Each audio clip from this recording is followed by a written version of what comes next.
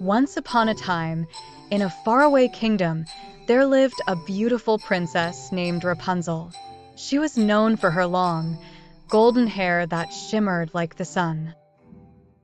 Her hair was so long that it could reach the ground from the tallest tower in the land. But Rapunzel didn't live in the castle with her parents, the king and queen.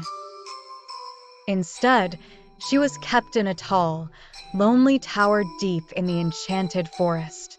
A wicked witch had placed her there when she was just a baby, and ever since, Rapunzel had lived alone, high above the world.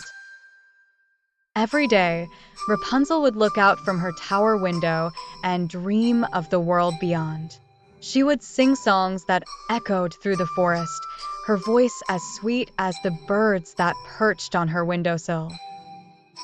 The animals of the forest would gather below to listen to her, and even the trees seemed to sway to her beautiful melodies.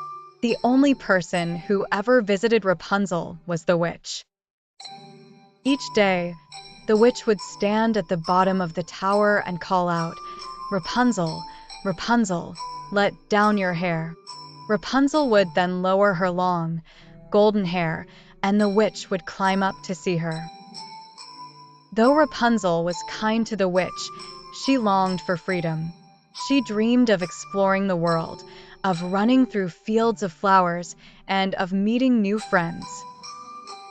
But every time she asked the witch if she could leave, the witch would simply say, "The world is too dangerous for you, my dear.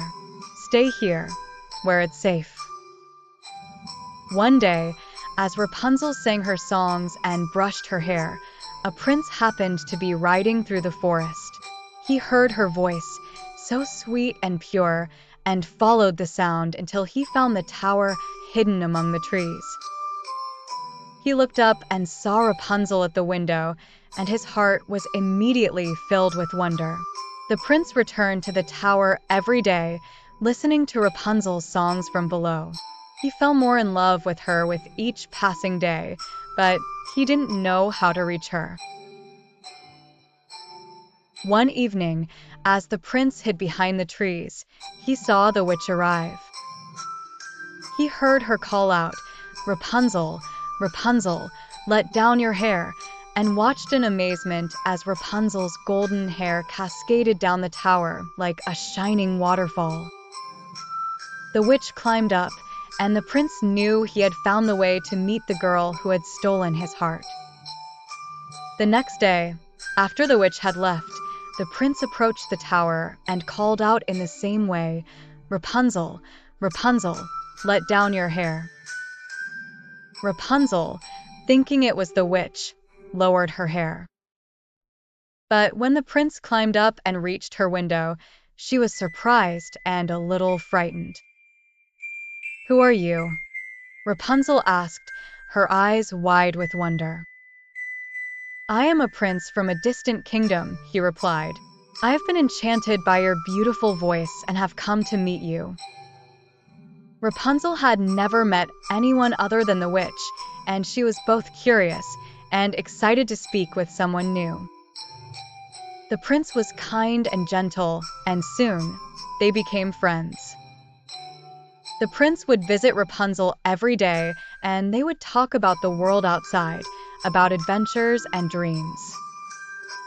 As the days passed, Rapunzel's feelings for the prince grew stronger.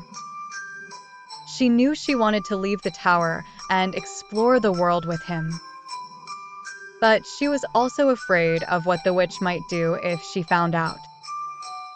One evening, the prince brought Rapunzel a small pair of scissors. "Your hair is beautiful, Rapunzel," he said, "but it doesn't define who you are. You are brave and kind, and you deserve to be free. Let's cut your hair and escape this tower together." Rapunzel hesitated at first, but then she realized that her freedom was worth more than anything. With the prince's help, she cut her long, golden hair, leaving it short and light. Together, they tied the cut hair to the window, creating a rope they could use to climb down. As they prepared to leave, the witch suddenly appeared at the bottom of the tower. She saw the rope of hair and realized what was happening. Furious, she began to cast a terrible spell, but before she could finish, Rapunzel and the prince climbed down and ran into the forest. The witch tried to chase them, but without Rapunzel's long hair, she couldn't climb the tower. Her spell backfired, and she was trapped in the tower forever. Rapunzel and the prince ran through the forest, laughing and holding hands. For the first time in her life, Rapunzel felt free. She saw the flowers, the trees, and the sky, all the things she had dreamed of for so long. The prince took Rapunzel to his kingdom, where they were welcomed with open arms.